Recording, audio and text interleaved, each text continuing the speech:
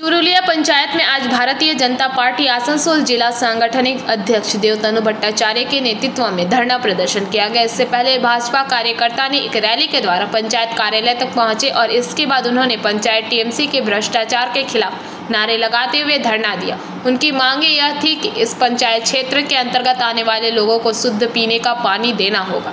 आवास योजना में जो भ्रष्टाचार हो रहा है उस पर रोक लगाकर जो सही मायने में आवास योजना के तहत घर पाने के लिए योग्य है उनको घर देना होगा। इस मौके पर देवतनु भट्टाचार्य ने कहा कि যে শাসন চলছে সেই রীতি ধরে এখানে পঞ্চায়েতে অবৈধভাবে লুটের ভোটে জেতার লোকেরা তারা পঞ্চায়েত দখল করে বসে আছে। তো যারা ভোট লুট করে পঞ্চায়েত গঠন করেছে, প্রধান হয়েছে, তারা যে সাধারণ মানুষকে লুট করবে সেজন্য অস্বাভাবিক কিছু নেই। কিন্তু ভারতীয় জনতা পার্টি একটা দায়িত্বশীল পার্টি হিসেবে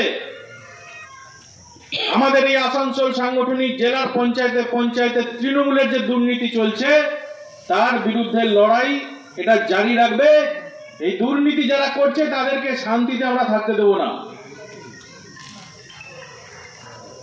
আজকে এই পঞ্চায়েত ঘেরাওয়ের জন্য ভারতীয় জনতা পার্টির যে সমস্ত কর্মীরা, নেতৃত্ব, স্থানীয় নেতৃত্ব আজকের এই जामुड़िया से दिलीप साहू की रिपोर्ट, पीवीटीवी न्यूज।